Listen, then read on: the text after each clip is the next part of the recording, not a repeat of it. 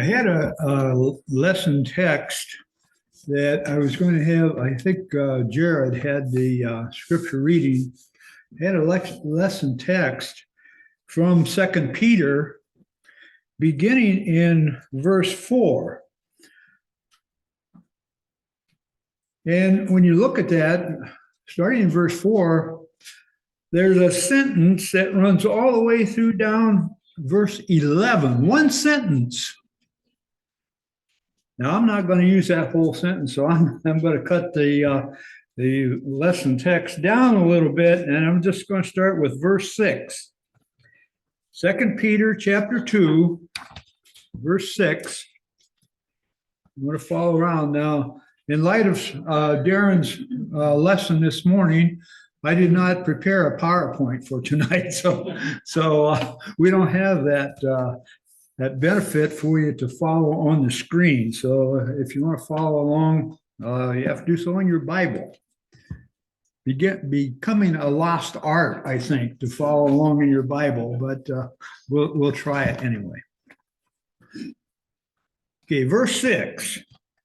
And turning the cities of Sodom and Gomorrah into ashes, condemned them to destruction, making them an example to those who afterward would live ungodly, and delivered righteous Lot, who was oppressed by the filthy conduct of the wicked. For that righteous man dwelling among them tormented his righteous soul from day to day by seeing and hearing their lawless deeds. Did you ever feel like Lot, that you were just surrounded by lawless deeds? Those that you come in contact with on a daily basis don't want to have anything to do with God and His will. I think as long as we live in this world, we're going to have the lawlessness around us. We constantly come in contact with us. We go to work, we go to school, we even go to the grocery store. I'm kind of fortunate. I go to a barber who's a Baptist, and we agree on most things. Let's put it that way.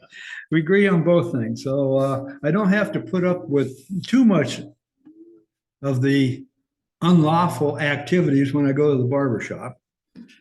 But in our everyday life, a lot of times we just come into a lot of this unlawfulness. People who aren't interested at all in God or doing God's will in their life. And maybe sometimes we feel like Lot, that we're just tormented in our soul because of all the unlawfulness around them.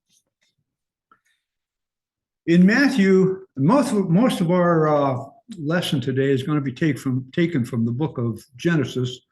But in Matthew, Jesus says, "You are the light of the world." Darren used that this morning. It was up here on the PowerPoint, so if you can just visualize that this morning, you are the light of the world. Matthew chapter 5 and verse 14. And then jump down to verse 16, he says, "Let your light shine before men, that they may see your good works and glorify your Father in heaven." In other words, when we come in contact with all these unrighteous people in our lives, we're supposed to have an influence on them. They're supposed to see in us God, and He's supposed to receive glory for that. And I think too many times in this life, the influence goes the other direction. We're influenced more by the unrighteousness than the unrighteous are by our actions.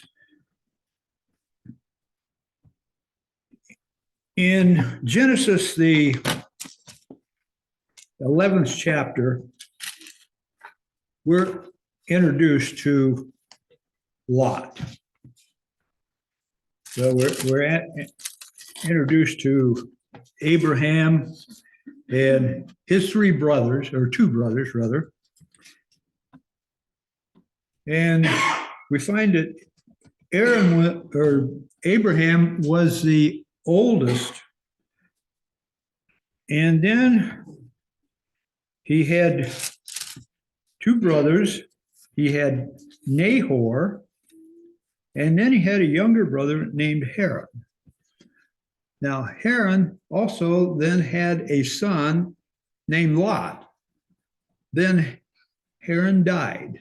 We're not given any details. We're not told how old he was, how old Lot was, but it seems like when Haran died that Abraham kind of took over seeing after Lot. And that was pretty typical back then. The older brother kind of took over overseeing the family. So Abraham, and his name was Abram at that time, kind of looked after his brother's son. And we are not told how old his brother's son was at this time.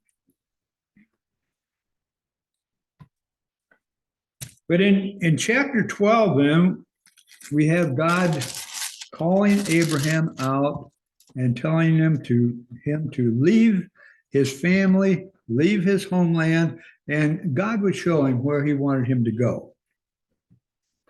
We're also told that at this time, Abraham was 75 years old. Again, we don't know how old Lot was, but Abraham, when he left, he took Lot with him. So he was still looking after Lot even when he left home. Now, Abraham, we're told, was a godly man. He followed after God. He did what God told him to do. Now, evidently Lot was too, but at least by traveling with Abraham, Lot was blessed by God. Both Abraham and Lot were very successful. They had a lot of blessings. God blessed them both.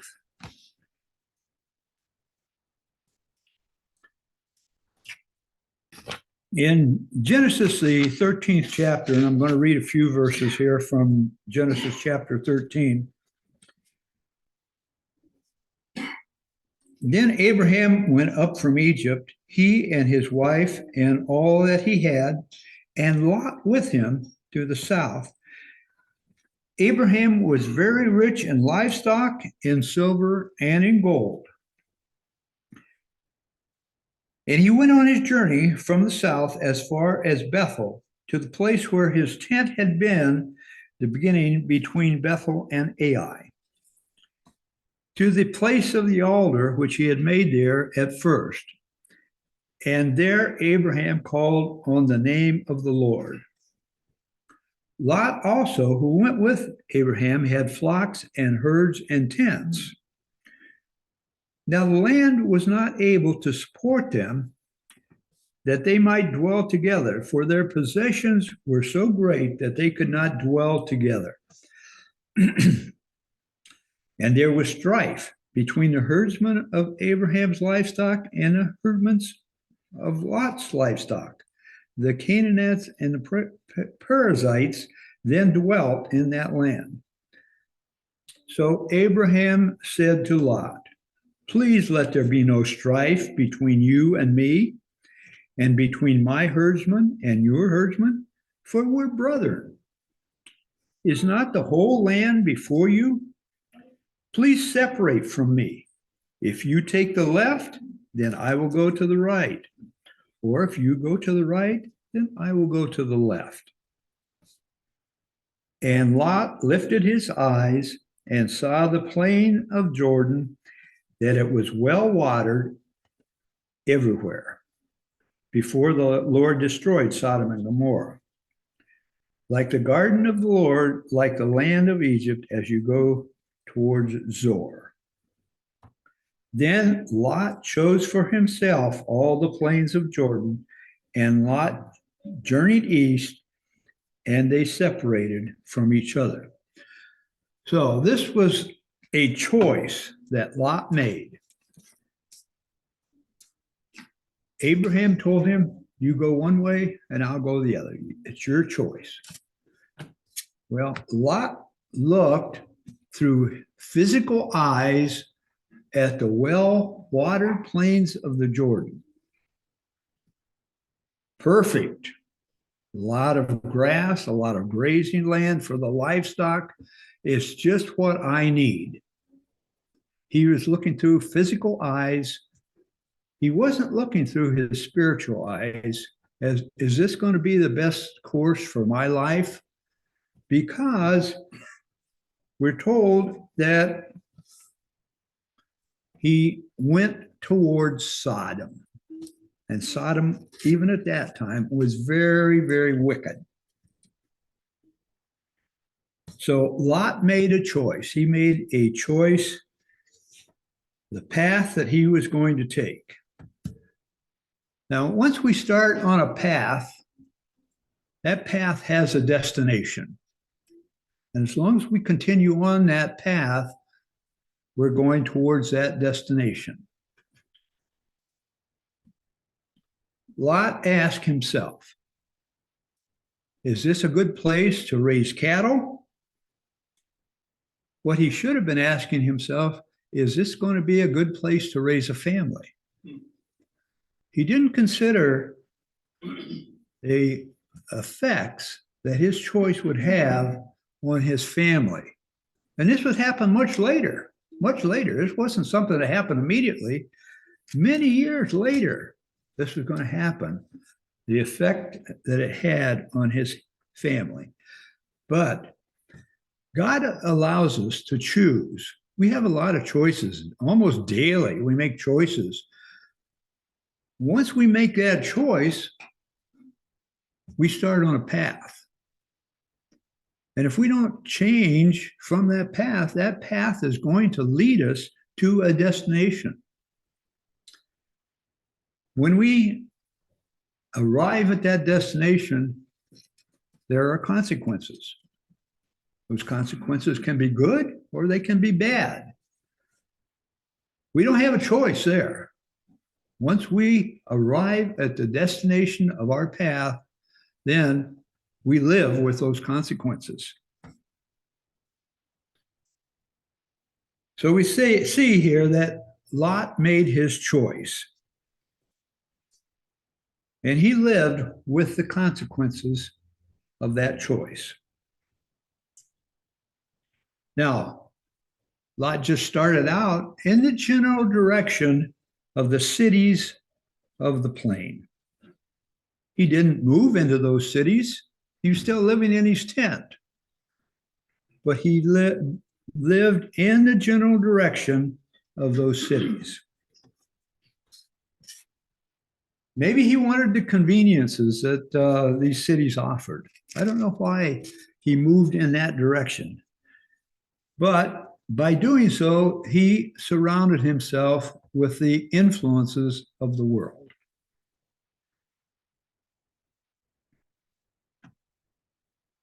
Lot wanted the best in this life. And there's nothing wrong with that.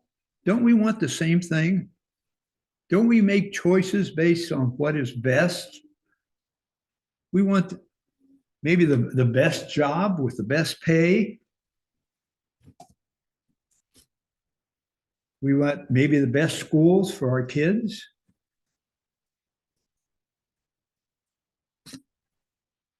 We always want what is best, but do we also take into consideration that is this best in my service to God as well?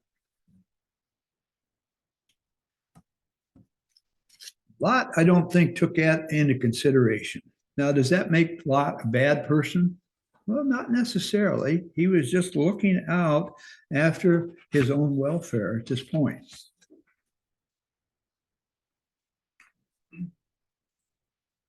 The next mention that we have of Lot in Genesis is in chapter 14. And Lot finds himself in the middle of a war.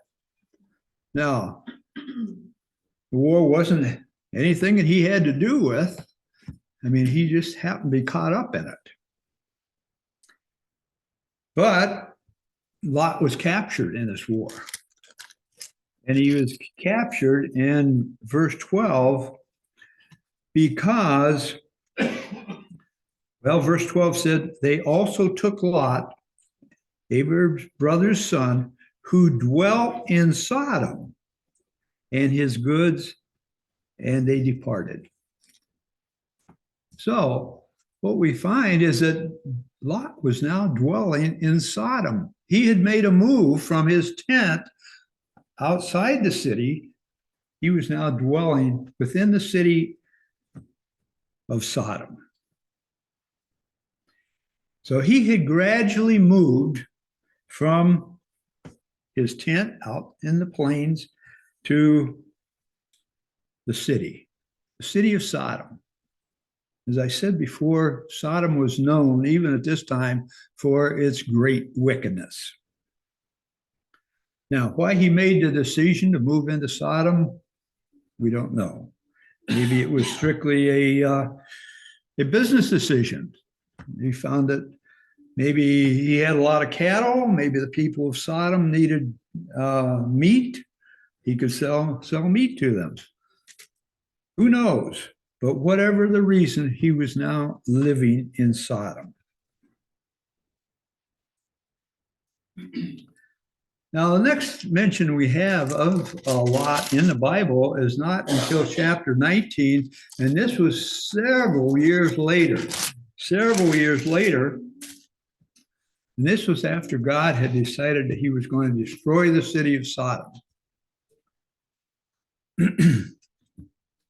But he also promised Abraham that he would save Lot and his family. So in chapter 19 and verse 1, now 2 angels came to Sodom in the evening, and Lot was sitting in the gate of Sodom. Sitting in the gate. Much of these workings of a city were conducted at the gate of the city. A lot of the business transactions were conducted there. Buying and selling took place there. And so at this point, we find Lot sitting at the gate of the city. He was accepted as one of the city. He was accepted by the people. Now, we don't know if he was there in official capacity, whether he was one of the elders of the city at this point or why, but he was sitting at the gate of the city. He had been fully integrated into the city of Sodom at this point.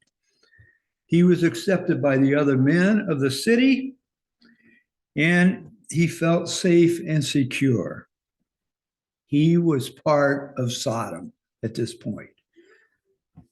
And I think we can see a progression here in the choices that Lot made. First of all, he separated from Abraham just because the plain of the Jordan looked better for his cattle. But then he moved, still in his tent, but he moved towards the city of the plains. And then he moved into Sodom, and now he was sitting at the gate of Sodom. So it was a progression. I'm reminded what it says in the very first chapter of the very first verse of the first chapter of the book of Psalms. Blessed is the man who walks not in the counsel of the ungodly, nor stands in the path of sinners, nor sits in the seat of the scornful. And again, you see a progression there from counsel of the ungodly, standing in the path of sinners, or sitting in the seat of the scornful. So we see a progression here in Lot and I'm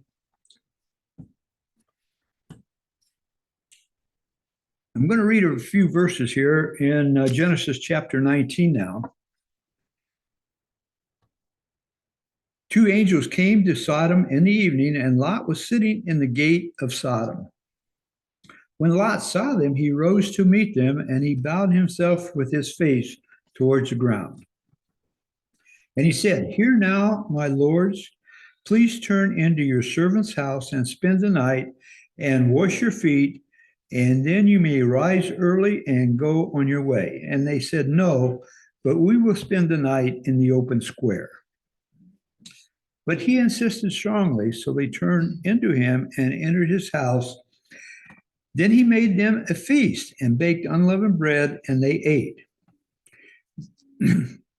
Now, before they lay down, the men of the city, the men of Sodom, both old and young, all the people from every quarter, surrounded the house. And they called to Lot and said to him, "Where are you? Where are the men who came to you tonight? Bring them out to us that we may know them carnally." So Lot went out to them through the doorway and shut the door behind him and said, "Please, my brother, do not so wickedly. See, now I have two daughters who have not known a man. Please let me bring them out to you, and you may do to them as you wish, only do nothing to these men, since this is the reason they have come under the shadow of my roof." And they said, "Stand back. This one came in to stay here, and he keeps acting as a judge. Now we will deal worse with you than with them." So they pressed hard against the man Lot and came near to breaking down the door. So we can see what kind of an influence Lot was having on the men of the city of Sodom at this point. Stand back. Who are you to judge us? Have you ever heard someone say that? You can't judge me. Who do you think you are trying to judge me? Well, that's the kind of influence that he had on the men of the city of Sodom. You can't judge me. I can do what I want. And then as we continue on down through that chapter, we see that Lot had even lost his influence on his family. His son-in-laws thought he was joking. They laughed at him when he told them they had to leave the city, that God was going to destroy the city of Sodom. They thought he was joking. He had no influence even on his family at that point. So we might ask ourselves, how did Lot end up in a situation like this? He certainly didn't plan on that when he chose the watered plains of the Jordan for his cattle. But yet he started on a path, a progression that led him to this point. And we see that as the angels were preparing for the destruction of Sodom, they even had to take Lot by the hand because he was lingering in Sodom. They had to take him by the hand and lead him out of the city.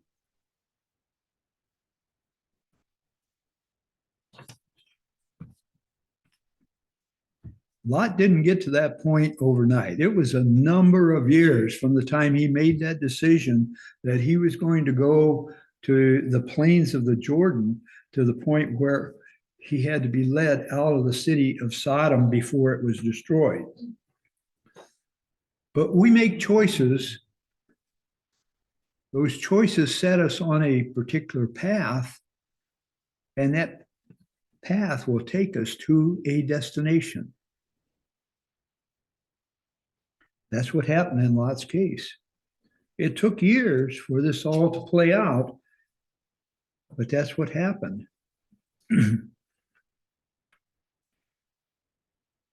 We can ask ourselves, are we making similar choices in our life?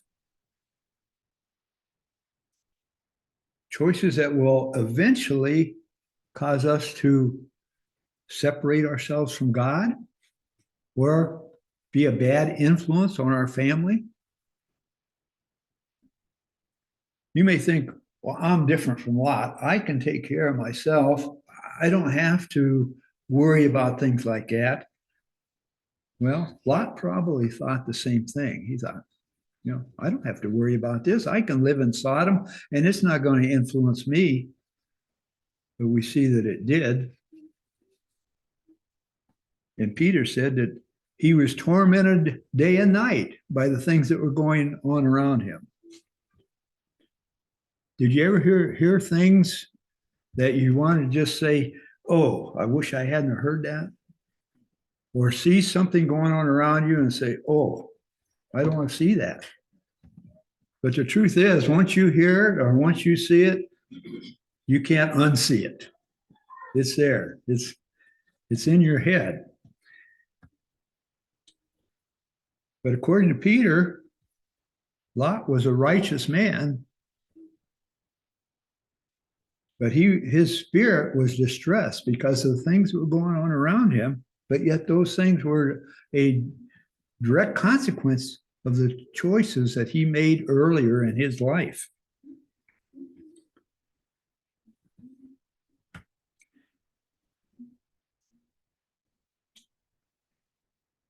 In going back to Genesis chapter 19, I'm going to jump down to verse 24. Then the Lord rained brimstone and fire on Sodom and Gomorrah from the Lord out of the heavens. So he overthrew the cities, all the plains, all the inhabitants of the city, and what grew on the ground. But his wife looked back behind him, and she became a pillar of salt. Now, what possessed her to turn around? Well, her home was there. All the possessions that they had were there. The friends that they had, the lifestyle that they enjoyed, everything that they had up to this point. We're not told anything about Lot's wife up until this chapter 19. We're not told how long they had been living in the city of Sodom up to this point.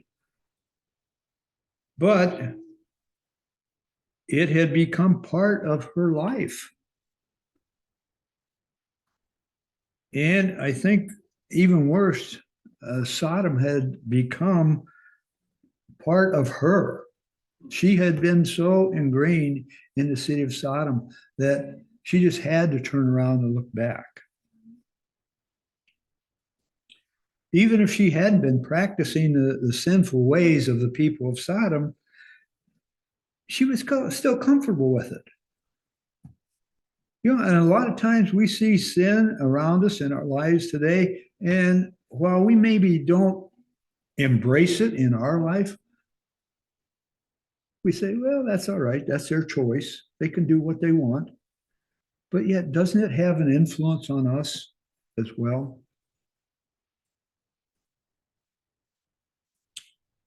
Sometimes we're kind of like Lot. We try to just live as close to the edge as we can. We don't want to fall over that edge, but we want to be right on the edge. It just doesn't work. And as time passes on, we become more comfortable with the worldliness that is going on around us. It doesn't seem as bad as it maybe did a few years ago. But yet it's the same thing. We have just become more accustomed to it.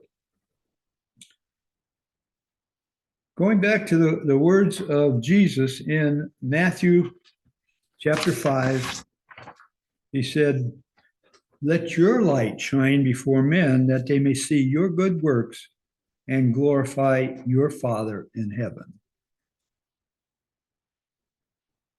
We're supposed to have an influence on the ungodly of this world. And as I said earlier, I think it's the other way around in too many cases. The ungodly have more of an influence on our lives than we have on theirs. We need to be careful of the choices we make and the people that we hang around with.